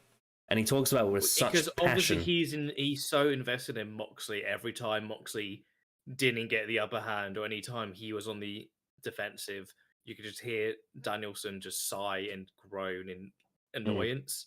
Yeah. Which is really good stuff. Oh, I just want to backtrack a little bit. There was one detail we didn't mention about the previous match. I loved when they went over to the announce table, Nigel McGuinness made a comment about Edge. Yes. And then he's like, shut the fuck up, Nigel. And Nigel just goes away on his chair and like turns around. He's like, I'm sorry. Yeah, that's really good. Really funny stuff. I think Nigel... This match had a lot of really good heart to it. I think Nigel McGuinness might be my favorite commentator in wrestling right now. He's just so good, especially in AEW. He's been amazing. Very good stuff. Yeah. But yeah, this match was very good. Had a lot of really great heart to it in it. Yeah, just excellent stuff. Loved it. Yeah. And not only was it like a hard-hitting, martial arts-based match, but also the two characters obviously have such great connection with each other. And, they're really great actors, if you will. Although some of it doesn't even feel like acting with Eddie. He just feels like he's reacting as if it was real. Sometimes it's like he forgets that it's not a shoot. One thing I love about this is that Moxley constantly is testing him, because he knows that Eddie gets very easily triggered. And so Moxley is just like, yeah, I know I'm better than you, so I'm going to pull the fingers at you and see how you react, because I want to see what happens when you are unable to control yourself. Because he knows that Eddie has a very short temper. Whereas Moxley can be a lot more composed. And it's in a weird way, it's almost like Moxley was wanting Eddie to win, but he was trying to give him the biggest test possible. That's kind of how I read it. It's not like he was going to lie down and let him win, but he was kind of encouraging him. He's like, come on, this is the best you can get. You can do better than that. If you're going to beat me, then you're going to earn it. I also loved any time he hit the spinning back fist, Moxley just flopped to the ground. Yeah, really good selling. Yep. Yeah, I would love to see both of these guys have a match with Gunther. I think that would be great entertainment. It would be really good. I think especially Eddie Kingston, because they both obviously wrestle a very physical old style, but the difference is that Eddie is very passionate and he gets very emotional and out of control, whereas Gunther is very composed and doesn't ever lose that focus.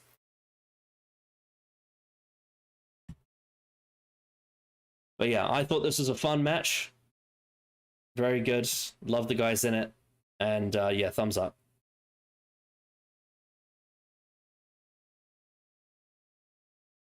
Excellent stuff. Yep. Right. Now it's time for the main event. Yeah, it's the last match on the show. MJF versus Samoa Joe for the AEW World Championship. Mm-hmm. So this story's been a bit of a mess. It has been a mess. And let's dissect the reasons why. Number one, CM Punk got fired. Number two, MJF turned babyface, therefore him leaving the company doesn't make sense, and we can't expect it to happen. And it's not really been talked about that much. No, it hasn't, because they kind of realized that, oh shit, well, if we try and build this up, it's not going to make sense for his character. Number three, Adam Cole jumped off a ramp and injured his leg. Number four, Samoa Joe relinquished the ROH World TV title for no reason. Number three, the devil was teased before Wrestle Dream, which was a very long time ago. And MJF also got multiple injuries in the last few matches he's had. He's very, very, very hurt. So he is not at full capacity, and his matches have not been at full capacity for a month or two. Probably the last one I think he was at his full capacity was probably the one with Kenny on Collision. 3 days, bitch. But yeah, so okay, this is so complicated, because I said this in predictions. I love Samoa Joe. I love him. And we both put him on our 25 favorite wrestlers, but I don't know if he's the right guy to be the AEW World Champion right now, is he? Not that he'll make a bad champion. I just don't know if he's the right choice. And I think, I feel like this would be so much better if it was CM Punk.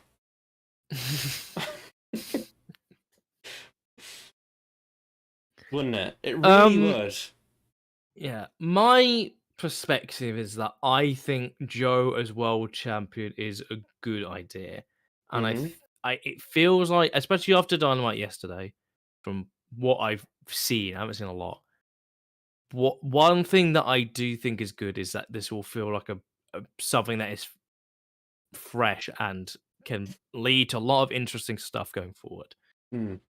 Because I think AEW, the cons of doing like over a year long world title run is that it can be at the detriment of a lot of other top guys uh, around the division. That's true. I think I mean, that's been the main drawback I guess the one of thing, this year-long run. the one thing that has helped MJF is that he turned babyface in the middle of it, and it changed who he could face.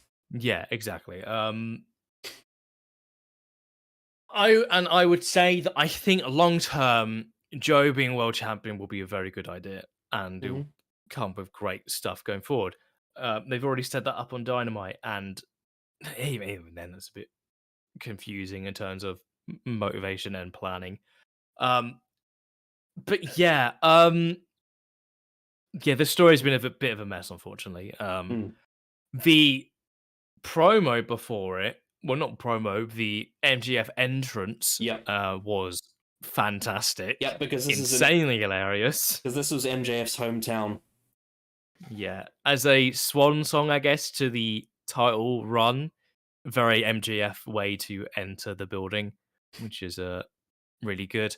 The package with all the Long Islanders talking about MGF and why he's their scumbag was insanely good. The best part was the woman talking about how he fucked MGF for 5 hours in the back of a car. That was hilarious. Had to get censored a bunch. That was fucking hilarious. That was brilliant. It's also really funny because MJF has recently started a new relationship as well, so it's funny. Exactly, with Tit Spooky. So that's being dug up. That's yeah, just really funny. And also, the other best part was the guy at one point say, I'm not going to say that or wear this. And then some MGF mob bosses beat up the guy. And then at the end of the package, he's all beaten up and bruised and said, he's my scumbag. That was amazing. That was really also funny. In MJF's robe, he had the most magical place in the world written on it. Yeah, very Ric Flair. Yep. Just like when he in Forbidden Door, when he had on his robe, it was New Japan as an indie fed. It's literally been around for longer than you've been alive. Yeah. But yeah, once he made his entrance, he called on for Adam Cole to come down to the ring and was at ringside with him for the whole match. And then the match got underway. And it was a very standard world title match that was good, very much like Full Gear, where MGF is beating up a lot and then tries to fight back. But the difference here was Joe put him to sleep.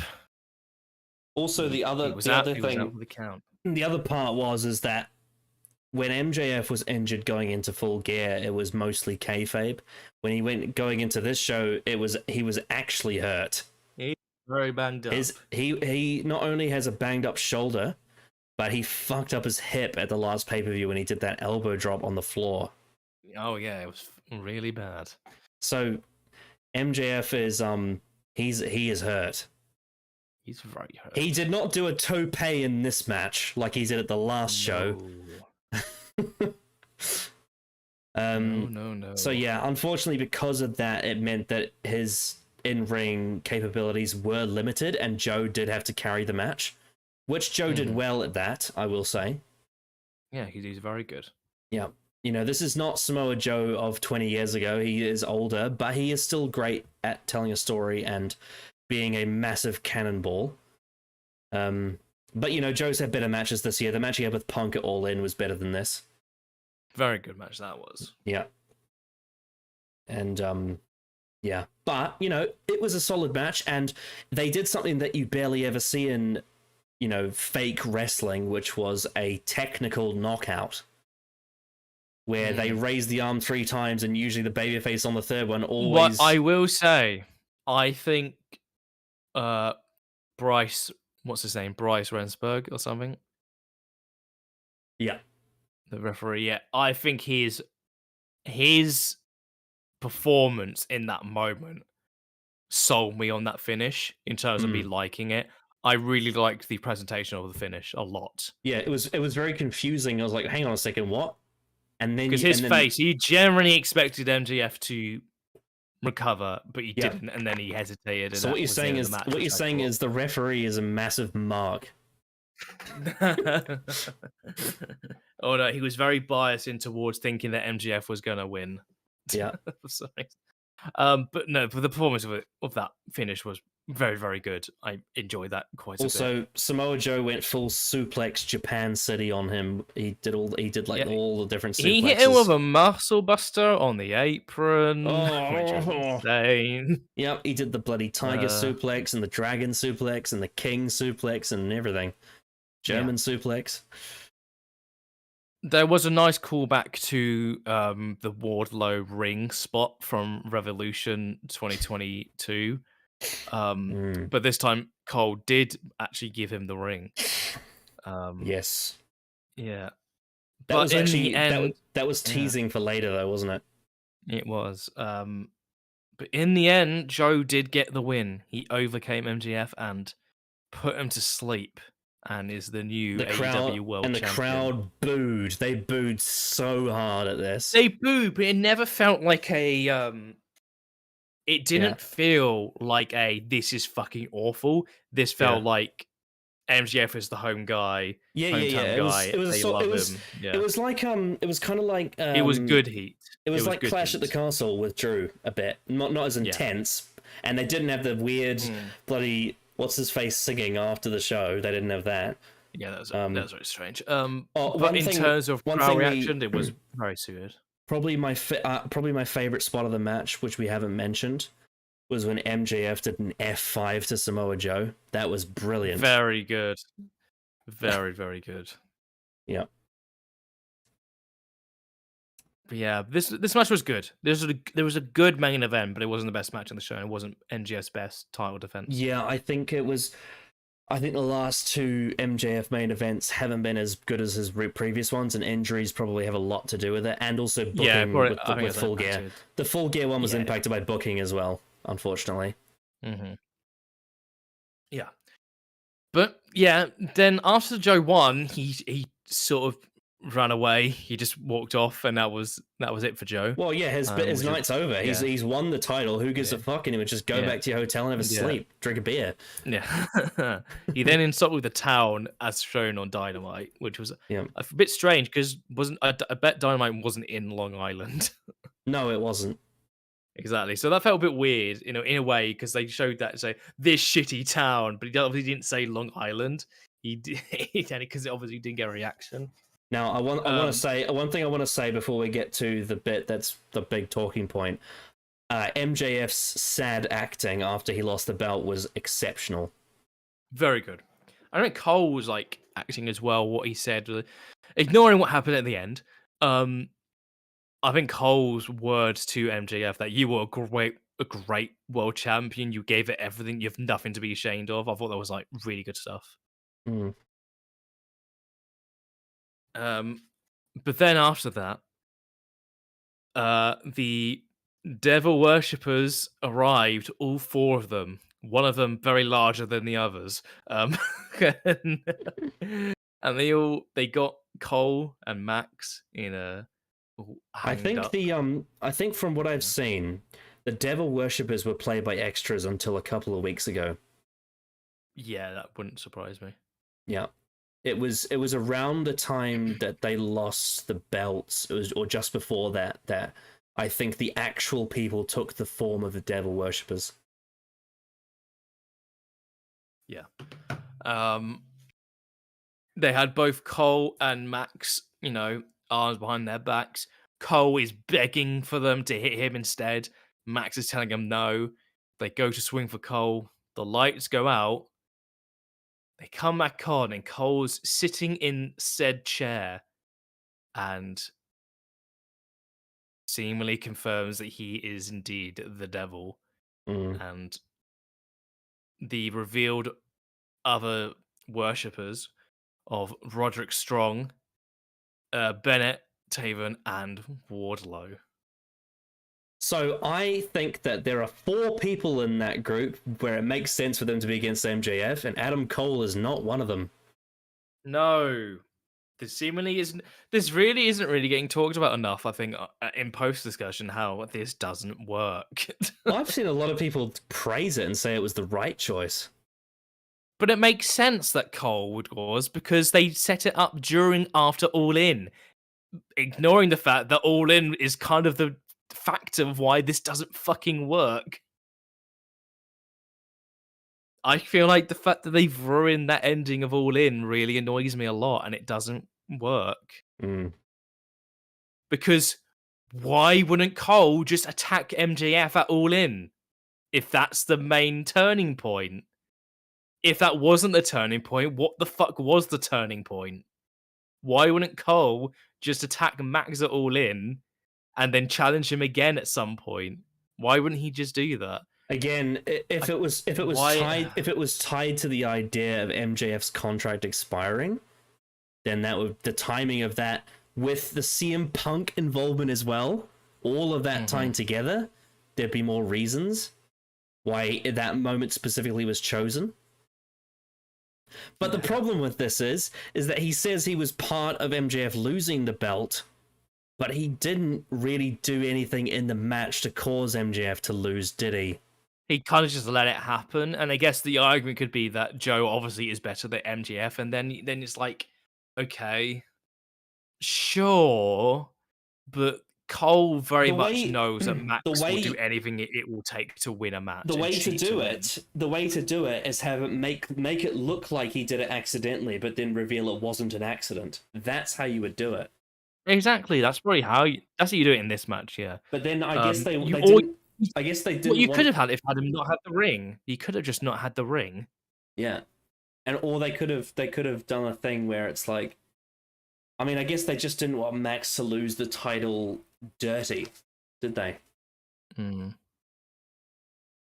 But that I feel like narratively it would work in that sense in terms of the content of this match, not overall.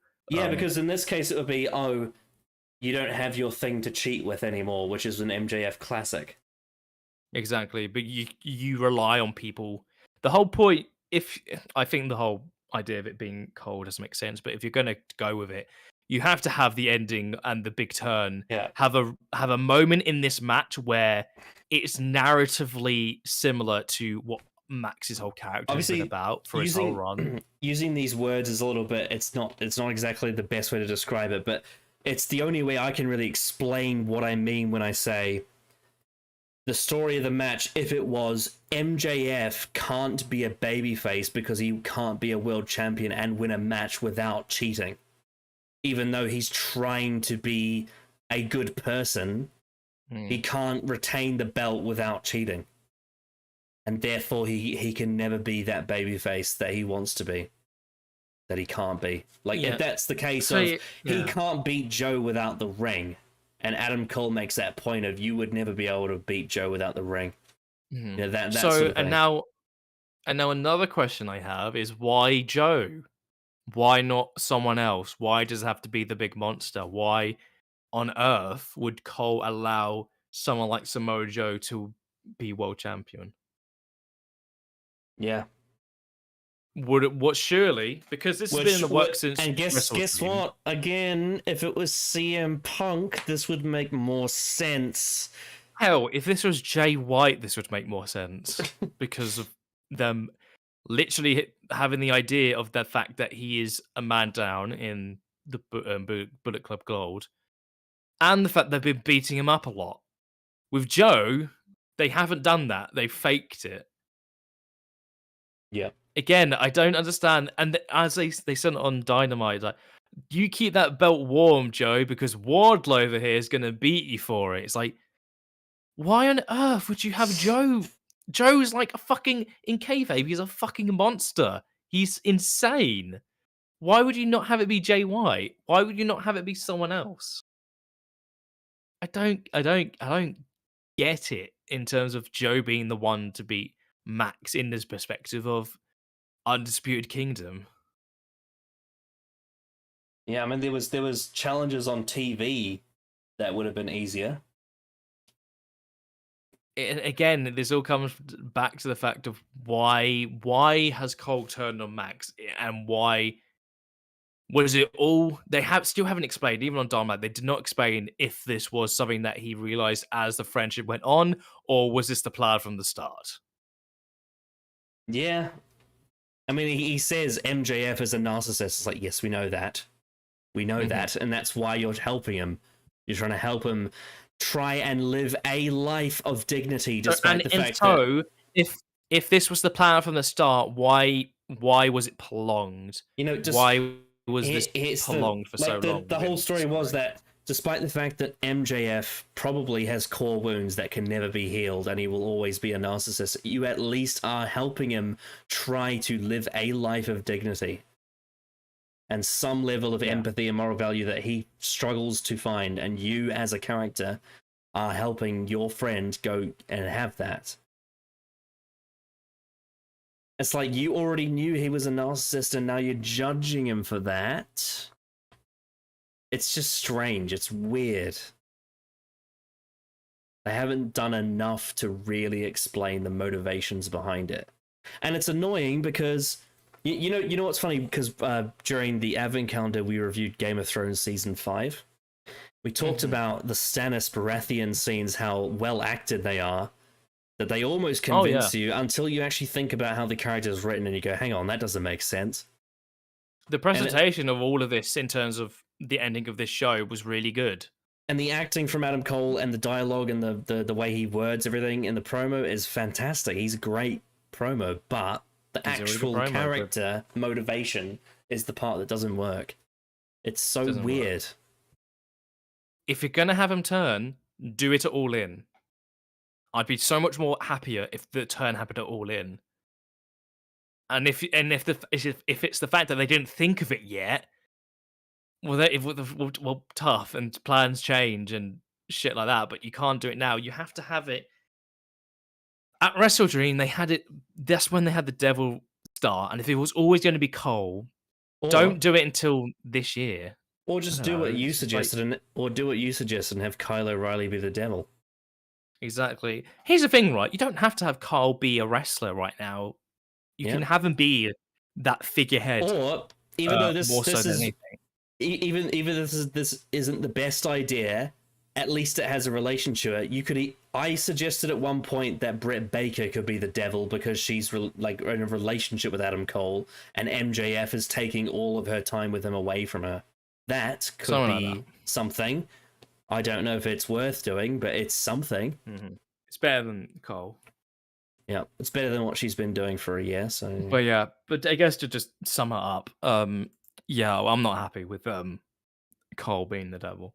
Nah, I'm not. I feel like there was a way you could have done it well, but the way they did it wasn't. But in terms of how they've booked it since All In, it doesn't work. Yeah. It's a very strange and complicated and complex way of getting to this moment where Joe wins this match instead of at Grand Slam. And you also know that because Cole's injured, it's going to take them bloody ages to have a match. Yep. But yeah, strange way to end the pay-per-view in terms of the actual reveal in narrative.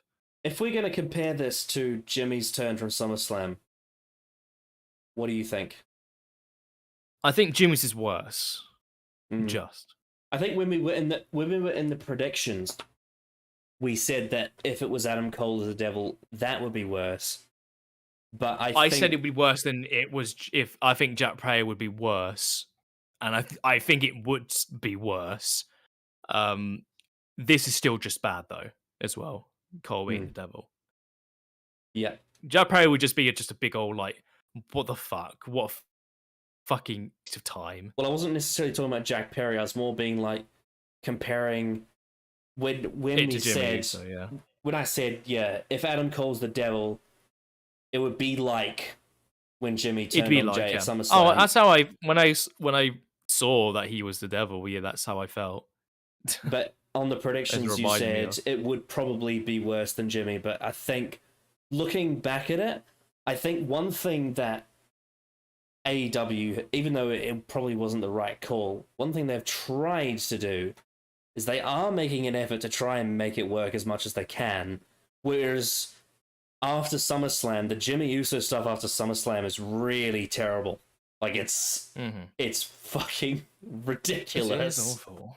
Like it actually made it worse on SmackDown after SummerSlam.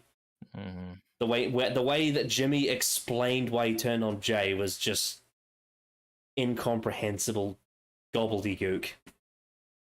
Whereas with Adam Cole's explanation, it's not quite there isn't enough there, but there is an idea within it somewhere that could work. It's just not put. They just haven't put it together in a good way. And also, unlike the Jimmy Uso situation, this storyline is really good for the other characters involved. So like Wardlow and the Kingdom and Roderick Strong, those characters being involved in this is actually really good. This does stuff for them really well. It's just the fact that it was Adam Cole doesn't make sense.